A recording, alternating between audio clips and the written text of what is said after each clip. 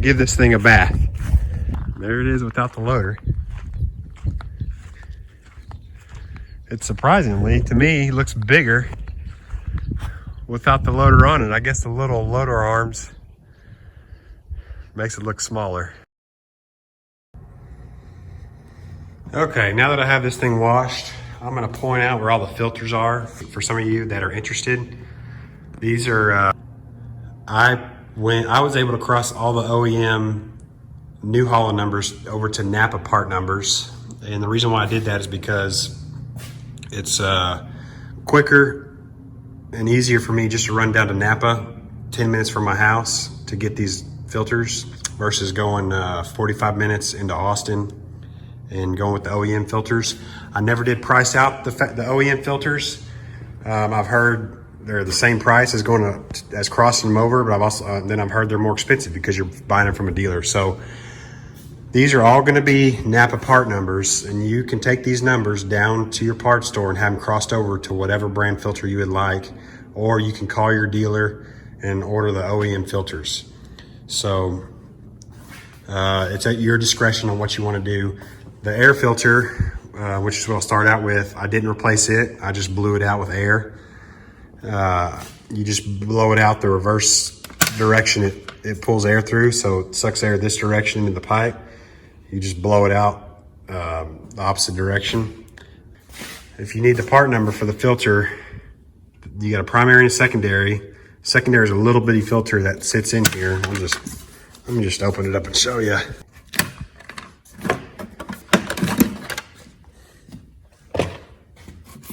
So like I said, I blew through this direction and blew all the dust out from over here. And this is your primary and your secondary. There's a little bit of stubby filter in here. Just put your fingers on it and pull it out. There's a number on there. No, there it is.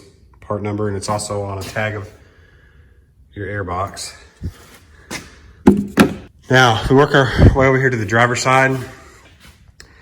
Here's your engine oil filter. Part number 7075. That's a Napa part number. When you change that out, it's gonna make an oily mess, so just be forewarned. Down here is your hydraulic filter, 7794. Oil drain takes an H12 Allen socket or hex socket, whatever you want to call it, and then the oil drain is right here in between these two pipes, and you just put an extension on it. You can break it loose. Over here on the passenger side, primary and secondary fuel filters. Napa part number is 3827. That is for your water separator filter, and your secondary fuel filter 533654. Again, that one's a 533654 WIX part number. In case you already don't know, fill those filters up full of diesel. Otherwise, you're gonna put air in the system and it makes it harder to start. Now, if you do get air trapped in the system, here's your primer pump. You pump this up till it gets hard, crank on it, and if it doesn't fire up, come over here and pump on it again until this gets hard, crank on it until it finally starts. You're just bleeding out all the air in the fuel system. Diesels are hard to start once you break the fuel system open. You got your coolant level here. Over here is your brake fluid in the back. And that tag says it takes mineral oil only. You have your radiator screens. Everybody should know that, to blow it out. Then you can also loosen this bolt out and slide out your AC condenser and blow it out, blow all the dirt out. That's a must do. I would do that every chance you get, especially after mowing or cutting hay or whatever you use your tractor with in a dusty environment, because it clogs up pretty quick. One thing I would suggest getting is an air blower that's got a little angle on it, and you can get this thing in here once you pull this out, and you can blow out this intercooler here once you get this AC out. And you always want to blow the opposite direction it sucks air through. And then I'll leave the oil quantity along with all the filters, like I said before, in the description. I'm running 5W40 synthetic Rotella T6. That's why I'm doing a second service on it before hay season. It's just, for me, I feel like it's cheap insurance. Your belt, good luck if you ever have to change that. You can get in there and with a light take a look at your belt, but once you need to change it, it's gonna be fun, let me just tell you, because look at this side over here. You got some kind of ECU or something in the way. I guess you can unbolt it and get in there, but anyways. Other things to check is your hub oil. If you read your manual, you have to put your drain in a certain position. You just loosen this up, make sure oil comes out. You wanna do both hubs. Then you have your differential to check. You wanna check your fluid, your differential. You got a grease point there on a pivot in the front. Same thing on that side. This little filter here is the first filter that fuel goes through. So this thing will catch a lot of debris and trash. So you just wanna, it's easy to clean out. You don't have to change it. You can just unscrew this, pull this wire out of the way, and this drops down. And it makes a mess, obviously, but then you can just blow your screen out with some brake cleaner. I've already done the cab filters. There's 2 on each side, and I'll add that clip here in just a second.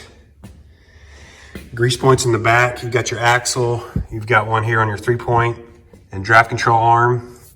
You've got one right here on your draft control plungers. Same thing, grease point over there. You've got some on your arms, obviously. And then all the grease points on your loader, it's all pretty easy to get to. The only ones underneath are your pivots on your axle, and then your lower and upper ball joints or steering knuckles, whatever, or turn knuckles, whatever you want to call them. And then you also have one on your steering arm. I think I pointed that out before. Something else that I came across in the service manual is this piece right here. That is a filter for your transmission, but the manual does not suggest ever changing that or servicing it. You can see it there, and it's got a big nut right here. You just unscrew it, and then inside is an element. And I believe it's a metal strainer. I would imagine you don't have to worry about that for a long time because you have a larger hydraulic filter that gets changed more often, a cartridge or a spin-on filter. But something to keep in mind, and I'll look into it some more just to make sure, maybe call a dealer and see if that needs to be serviced, but it's highly unlikely, especially being a metal strainer. Usually metal strainers don't require being serviced for long periods of time. But yeah, that's, I just wanted to point everything out. I've got the oil filter on order, a WIX, and it'll be in the morning. So I'll after I end it here, I'll record changing the oil and then putting oil in it and all that stuff. So I'll add that to the end of the video along with changing out those or cleaning out the cab filters. So one thing I do want to say before I cut to the clips of the element and the oil change process, I have ordered, through my dealer, I have ordered an auxiliary cylinder, lift cylinder kit. If you go to New Holland's website, and go to their parts, and then put in the Workmaster, go to hydraulic systems, then they have a breakdown of the cylinder kit. And I've contacted my dealer, and I called Messick's and Equipment Depot, nobody has them in stock, and they're obviously going to be on back order. But they are checking in to seeing how long it's going to take to get everything in, because I'm going to go ahead and order it and install the kit myself. It's pretty easy to do. There's not one part number to order the kit. You have to order all the parts. The fitting in the front, you take that fitting out and you add it in 90, connect your hose. There's a anchor point over here for the piping, and then you just hook your hose up to the cylinder. It's really easy to do.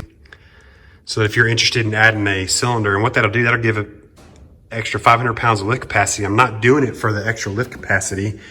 I'm doing it because my hay cutter hangs off this right side. It's a 9-foot cutter. So it's adding a lot of stress on these 3-point arms. And I'm just trying to add longevity to the system and just give the system some support by adding that cylinder kit. So once those parts come in, I'll definitely make a video on it, and I'll add all the part numbers in the video on how I do it in case you're interested.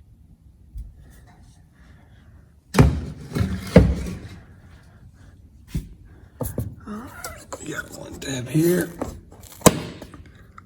one in the middle, one in the back.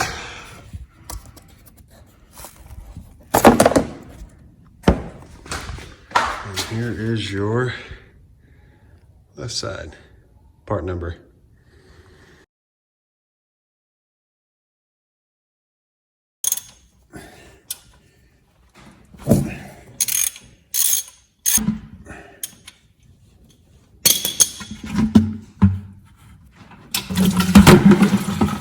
Oh, awesome. Well, that's one thing you don't want to do is drop your socket and the drain plug down in your oil.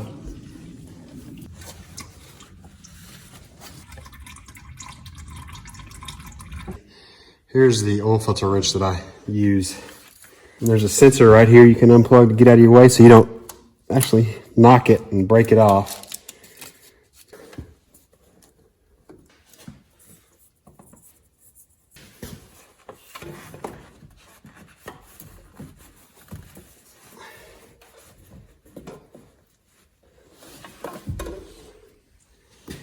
And there's what it looks like without the filter.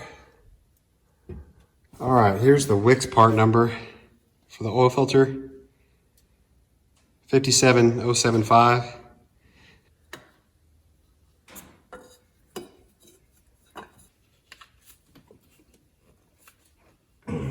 Yeah, so the best way to get to the dipstick, it's hard to come from the top to reach it. Best to go underneath, pop it out, and that's a little bit. It'd be nice if the New Holland made it longer.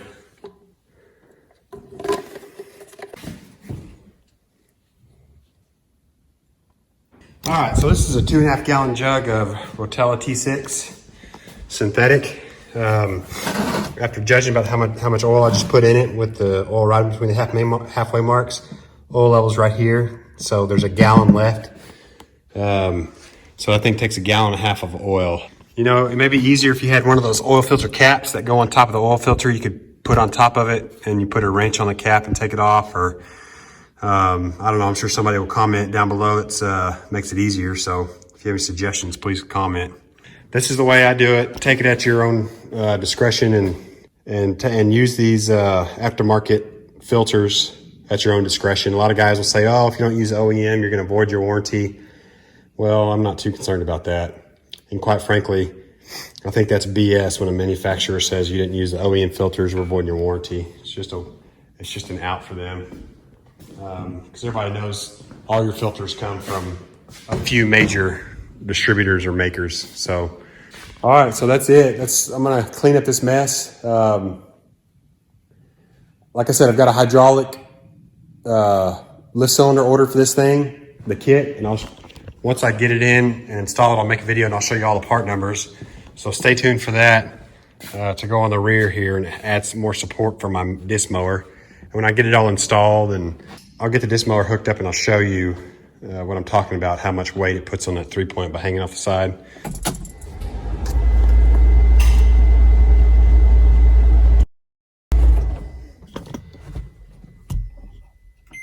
Enter button down here brings you in the menu. Then you over here on this side, you scroll through to your oil life, hit enter, and it's been reset. So you just hit the enter button, and it's reset and you're done. And then you can still, if you want, you can go through and change that right there is your service. So if you want to do a light service or a heavy service, you can. Let's see, let's go into it. So yeah, you can change your light or your heavy hours. Let's just hit enter here and see. Yeah, there you go. So you can change at what hours you want this wrench to come on to tell you when to do a light duty service. Light duty service would be like greasing it, blowing out your filters and your radiator and stuff. You know, little things, and you can change that to whatever time you want. I usually do it at 10 hours, but I guess I can, but I just don't want the light coming in and flashing me all the time. So we'll just keep it at 50. And then your heavy service, let's see, that one's set at 200 for oil changes. New Holland recommends 600-hour intervals. I feel better at 200. We used to, when I worked at a concrete plant, 18-wheelers, we always service them at 200, 250 hours. So I've got my oil set at 200. That's why I'll do my oil changes, and I'll grease it, and I'll check all the fluids and the differentials in the hubs, and then I'll blow everything out, check your hydraulic fluid, and all that good stuff. But you can refer to your service manual on when New Holland recommends doing everything. I'm kind of nitpicky when it comes to servicing, because I believe if you don't take care of your stuff, it won't take care of you and cost you a lot of money. So I'm willing to spend a little bit of extra money, time taking care of it. Thanks for watching. If you want to see me install that hydraulic cylinder next, then subscribe to the channel so you can see when I put the video out there. I am going to go ahead and I have decided to just put fluid, water in these rear tires. I was looking at rim guard. Rim guard is about $3 to $3.50 a gallon, depending on where you buy it. It weighs 11 pounds to the gallon. It's very expensive. And if you ever break this tire down, or a tire shop breaks a tire down, it will be a sticky, gooey mess from what I hear. So I've decided to just use water. That tire is a 16.9 by 30. It holds 73 gallons. So, and that'll put it at 581 pounds, I believe, around 580 pounds. If you use rim guard, you can get a couple hundred more pounds out of each tire. But like I said, I'm just going to use water. And I've decided not to make a video on it, because there's videos out there on how to add water to your tires. So you just get one of these kits. This piece screws onto your valve stem. Put your valve stem. They say at 12 o'clock. I'm going to put mine at 11 o'clock because I want to leave a little bit of space to put air in the tire. And you just bleed out the air as you're filling it. Thanks for watching. Those of you that subscribed, I appreciate it. Follow along. Sorry I don't make videos fast as other people out there, but it's kind of time consuming, and I'm one of those types of guys, when I got something to do, I got to get after and get it done. So until then, see you next time.